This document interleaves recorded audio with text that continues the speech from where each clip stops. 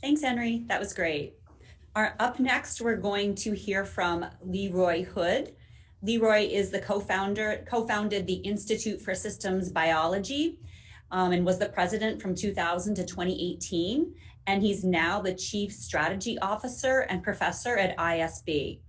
And Dr. Hood received a Lasker Award for Studies in Immune Diversity in 1987, the Kyoto Prize in Advanced Technologies in 2002, and the National Medal of Science in 2011 from President Obama.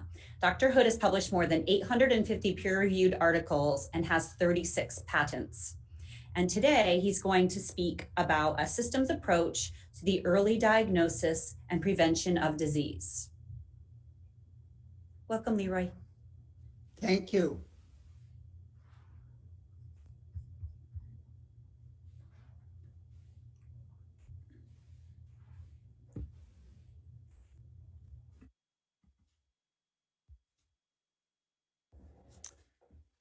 Can you see slides? Hello, can you hear me? We See can. my slides? Okay. Yes.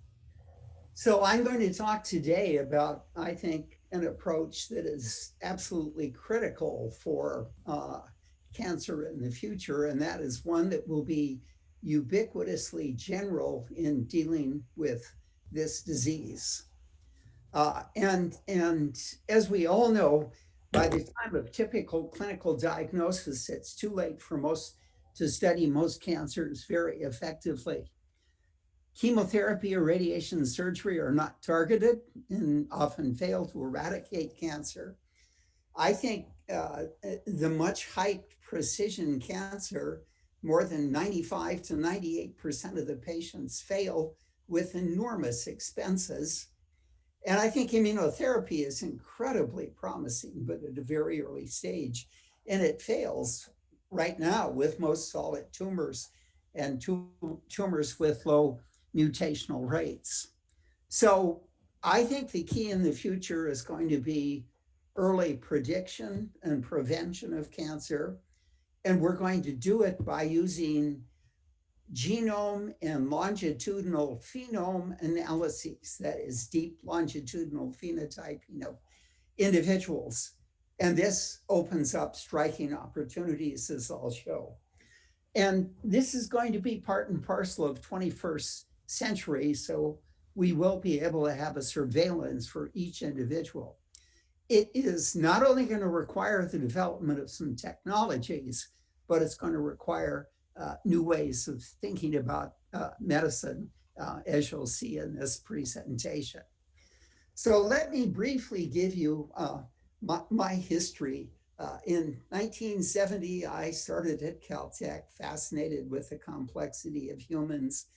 And that led to a series of studies that I've called paradigm changes that both let me deal with complexity and defined my view of 21st century medicine. And I'll give you that very quickly. In the 70s to into the 2000s, my lab developed 6 instruments, including automated DNA sequencing. And that allowed us to generate high throughput data on individual humans, and B, began the accumulation of data that led to big data and its attendant analytics. The automated sequencer got me invited to the first project meeting ever on the Human Genome Project. And with 11 others, we came to an agreement that it could, in fact, be done. And of course, what the Human Genome Project has done is allowed us to study human genetic variability in the context of wellness and disease phenotypes, and has led to polygenic scores and risks for many different diseases.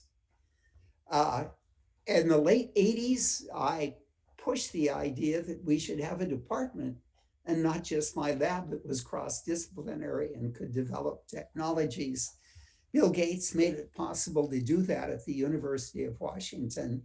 And for 8 years, we had molecular biotechnology, the first cross-disciplinary department, generate enormous genomic, proteomic, cell biology technologies, and so forth. But in 2000, I ended up resigning to start the Institute for Systems Biology because that had very unusual requirements.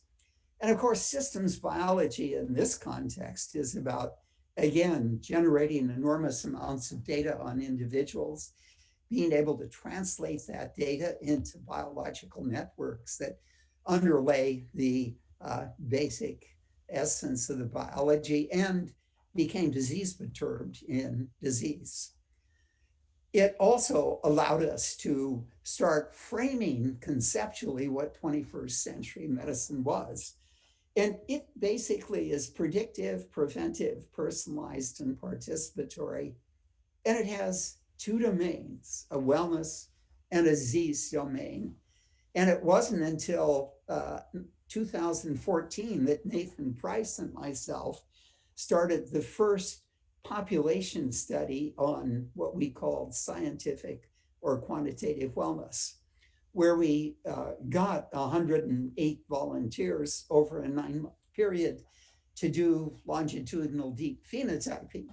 And we were able to show that you could indeed optimize wellness and generate fascinating longitudinal data clouds. We started Airvale in 2015, and for 4 years that accumulated 5,000 clients interested in scientific wellness and their attendant deep data clouds, which were really transformational. And of course, the final point was in 2016, the CEO of Providence St. Joseph's Health approached me, asked me to be chief science officer and to bring ISB into affiliation so we could bring systems thinking in P4 medicine to a healthcare system. And we agreed to do that, and that led to the initiation of the million-person Genome Phenome Project, and we'll talk more about that in just a few minutes. So the 3 stages of this genome longitudinal phenotyping analysis were: 1, the 100 wellness pioneers, and in that 9-month period, we validated scientific wellness and its power for transforming health, and we began to see the power of individual data clouds. With Airvale, we accumulated 5,000 consumers practicing scientific wellness, enormously enthusiastic about it, and we got amazing insights from the 5,000 individual data clouds, and I'll talk about those in just a second. This led to a clear vision of 21st century medicine.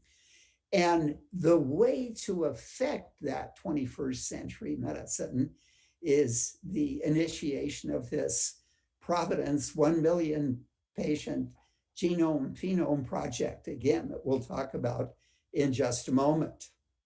So the analyses that we did were complete genome sequence for the individuals. We analyzed 1,200 analytes every 6 months for Airvale, and that led to both protein metabolite and clinical chemistry analyses. We looked at the gut microbiome twice a year and used the Fitbit and other devices for self-tracking. This led to individual data clouds, which when analyzed, pointed to multiple of more than 200 actionable possibilities, generally unique for each individual, that if acted upon could improve scientific wellness. But what was really striking in this context was the deep dynamic data clouds, that is, the ability to analyze these, and I think look with new eyes at human biology and human disease.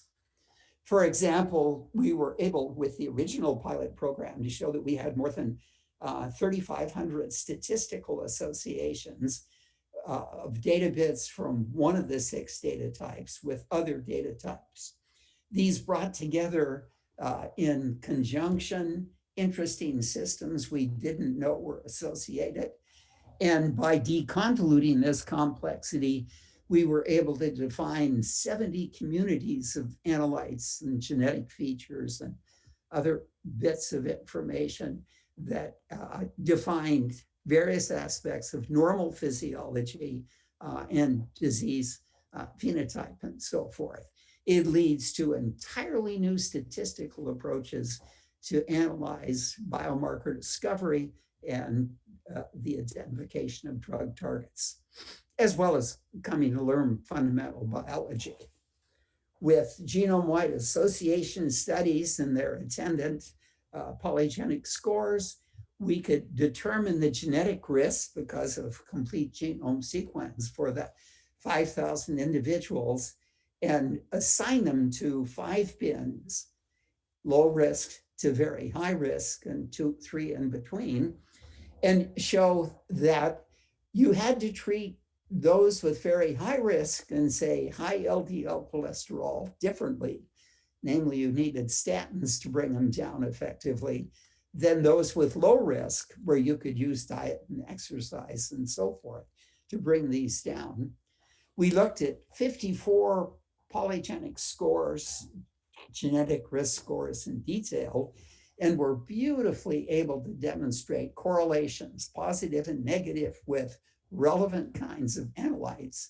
And this suggests that we'll be able to identify high-risk individuals and follow them and begin to use analyte correlations to get some understanding of cases where we don't have knowledge now.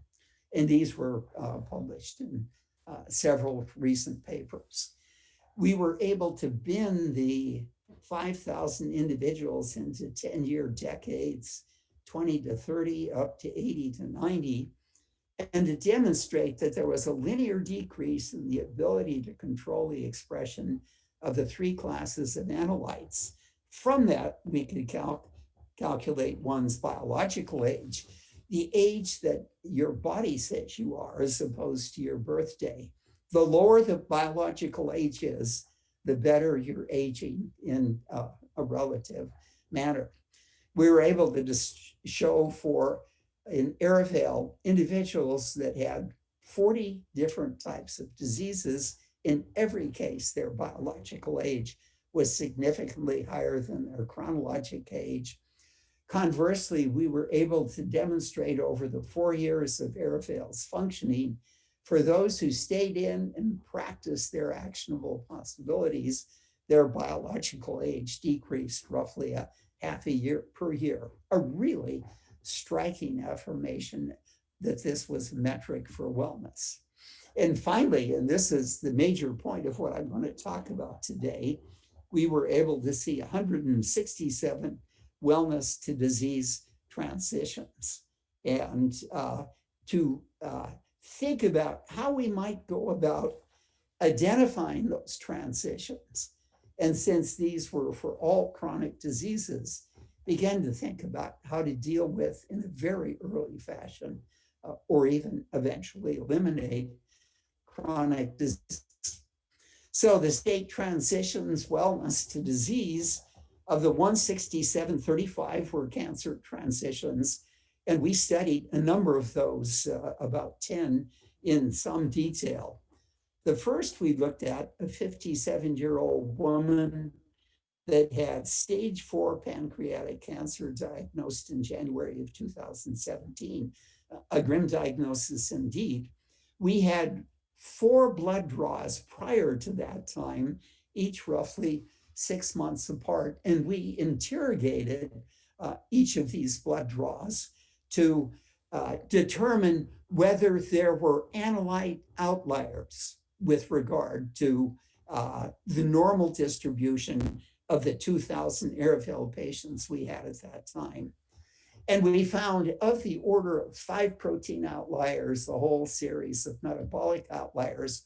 One of the protein outliers was a member of the Notch pathway, member of a disease-perturbed network commonly found in stage 4 pancreatic cancer, and hence an interesting potential biomarker candidate, or even possibly a drug target in the future. What we were also able to do was to show that one key signaling pathway had become disease perturbed, with a whole series of its members actually, again, uh, off scale. And we looked, in fact, at 9 different potential cancer-related networks. And we looked at the 4 blood draws in this individual and showed a successfully exponentially increasing number of disease-perturbed networks. None on the earliest draw, 1 on the next draw, 2 on the third draw, and 6 on the fourth draw. So the results were really striking in arguing early diagnosis is really key for effective kind of treatment.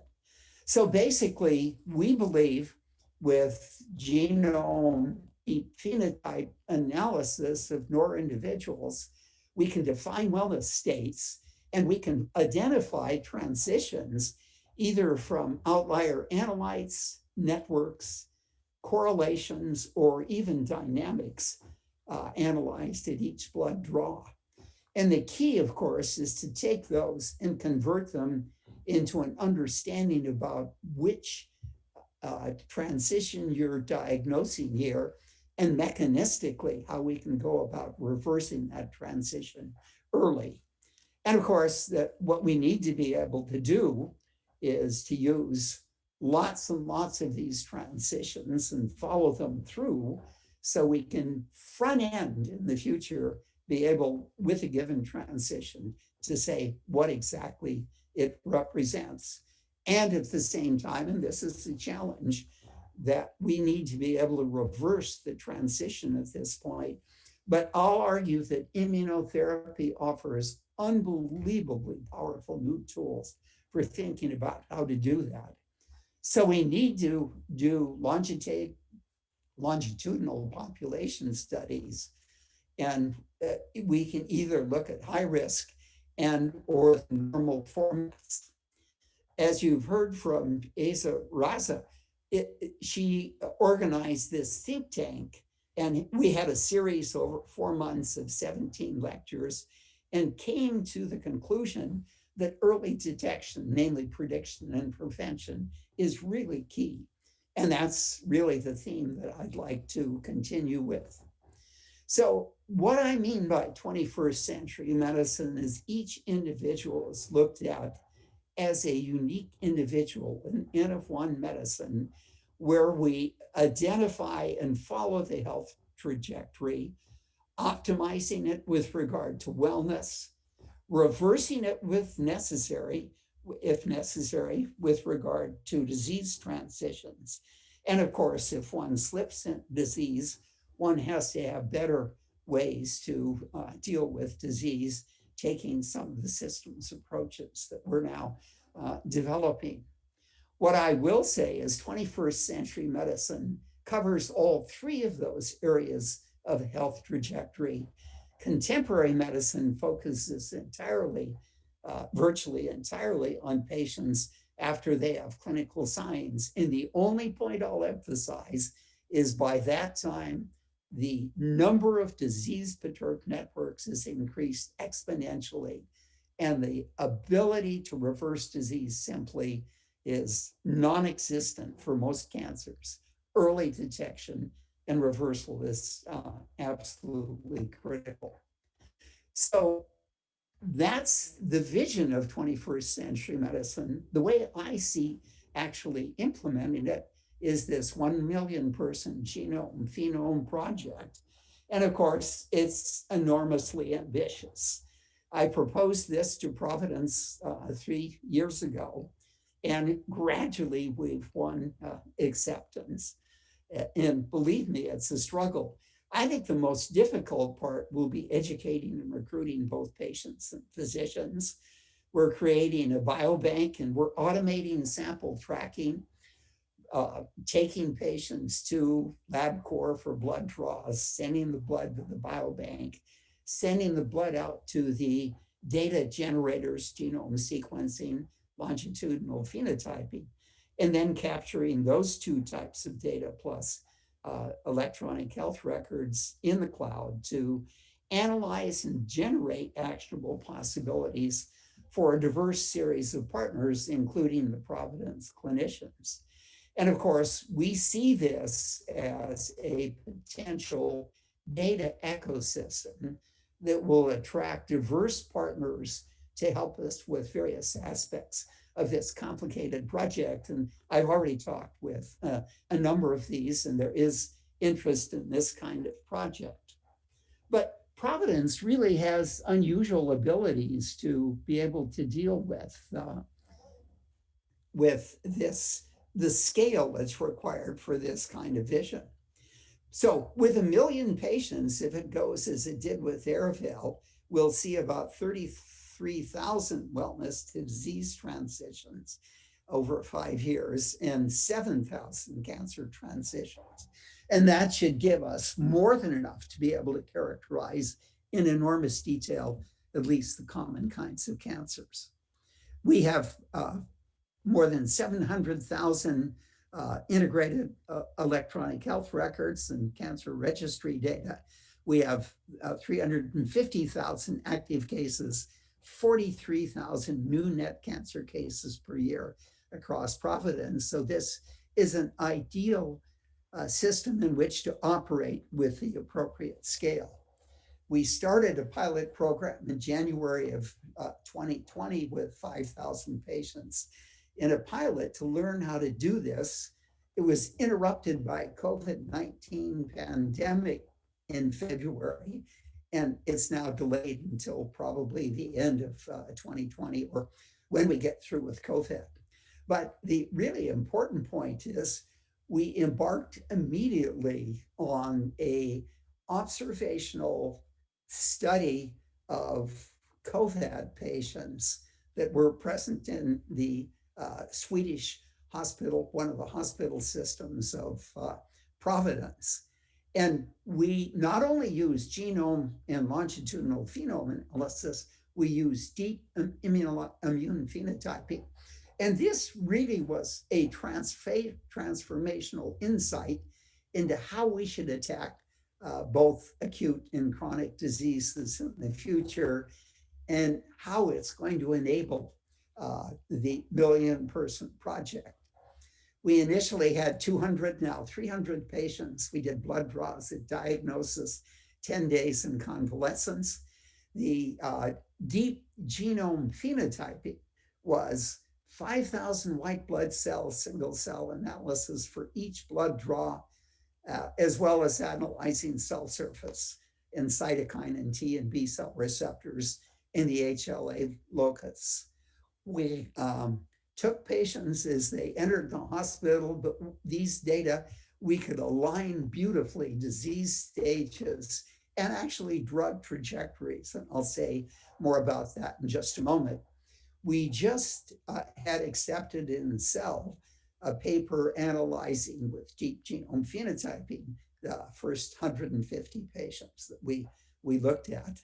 So the results, and I'm going to give them at a high level, we got 3 patients, and now we have 5 or 6 patients with 2 infections. The first we looked at, its initial infection was the Chinese virus. His second infection was the European virus, which is more effective and now constitutes about 80% of the infections we see in the state of Washington, and I think across the US.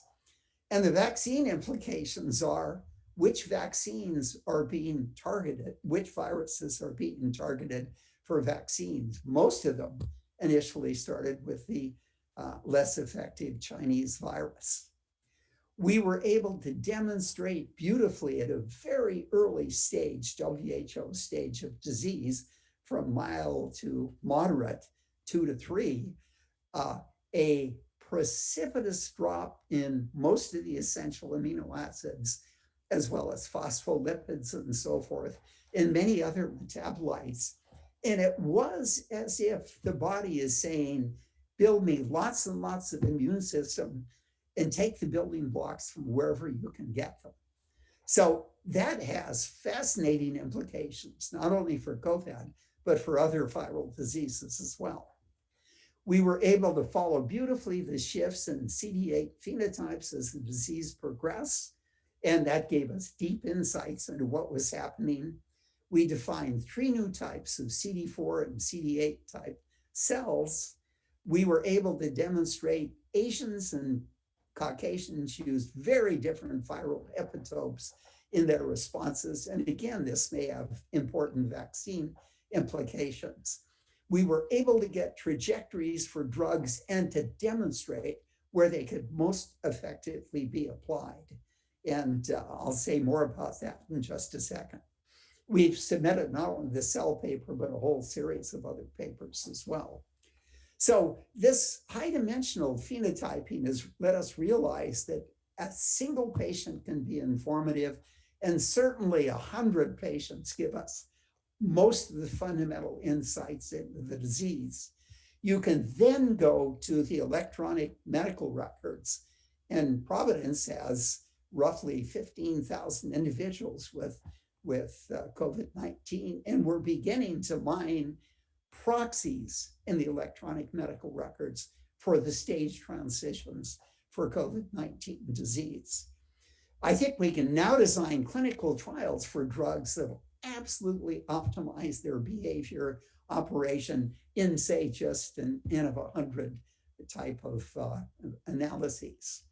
And of course, this deep phenotyping that I've described here on the left of this figure has really been transformational. It allowed us to get the observational study going with deep phenotyping. It allowed us to recruit absolutely first-class investigators, experts in the immune system, B cell, T cell, innate and adaptive immunity. It allowed us to recruit pharma. Merck, within Roger Perlmutter, within 15 minutes of hearing about this, said, how much will it cost, and agreed to pay for it, and to have the data be open. So I think pharma is now beginning to see the power of genome, phenome, and deep phenotyping. And it, of course, gave us the resources to build the computational platform ecosystem we have to deal with this kind of process. And that's going to make it much easier in the future with the 1 million person project. So here's the structure of what we hope to do. Partners in concentric circles with more responsibilities, contribution of resources to data generation, as well as partnerships and exploring that data and so forth. Of all of the other projects, the key one that we've done is different in that, one, uniquely targets 21st century medicine. Two, it's the only one now doing deep genotyping, phenotyping analyses, the deep phenotyping analyses. And three, it's the only one that encompasses all of the desirable features of these large projects. So we can get started in doing longitudinal phenome analysis in populations of patients with high risk. And you heard from Asa. One example that is cured cancer patients cause 20% of the cancers, but they're high-risk Mendelian disease, high-risk polygenic scores, and patients with family history. But ultimately, we want to do genome phenome for every single individual in the population and be able to deal with the transition. And if you think about it, the 4 Ps are really essential to this whole vision of prediction and perfection. We certainly need it to be personalized, and we certainly need the individuals to participate long-term in this kind of process. Thank you. Thank you so very much, Lee. That was absolutely fantastic, and given us an incredible overview of what you're doing in with the 4 Ps, from studying the longitudinal genotypes and phenotypes of people afflicted by COVID and by long COVID, even after the viral infection is gone, and of course relating that to the wellness to disease or wellness to cancer transition that we're so interested here in this seminar, in this symposium. Since we're running a little bit over time, I just really wanted to, we're taking questions. Again, questions on the Q&A. We're struggling with the questions that are coming in via the Q&A feature. Please submit your questions. Also for the panel discussion that Jeff and I will moderate later, please submit them via the chat function so we can all access them and then let them incorporate them into the panel discussions. Maybe my only comment to you, Lee, other than fantastic talk, thanks again, is that your longitudinal phenome studies on COVID-19 patients, of course, on blood, is so reminiscent that I want to reemphasize that probably these same longitudinal liquid biopsy studies on emerging precancerous and emerging cancer patients, and of course, eventually advanced cancer patients that are in therapy, probably will be equally important and insightful for us to understand the dynamics and the evolution of not only of the cancer cells themselves from cell-free nucleic acids, for instance, but also of the immuno and host response. I think combining those and combining even more, as in your even bigger vision, looks very, very promising for what Azra and many of us want to achieve, i.e. prediction, yes, but earlier detection and earlier intervention, and hopefully reversing transitions from cancer back towards wellness. So thank you for your grand vision, which we strongly support and admire. And even if, I believe even elements of that could greatly enhance cancer prevention and cancer early detection, as well as minimum disease and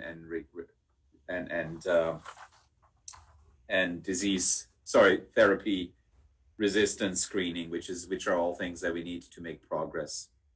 With that, we're good and within time. I think we'll take our break now and then come back at exactly 11:45 a.m. Eastern to listen to Matthias Mann. And we will now take a somewhat shorter break, and also my Jeff Townsend will take over as moderator at 11:45. Let's take a short break and be back at 11:44 if we can. Thanks again, Lee. Okay.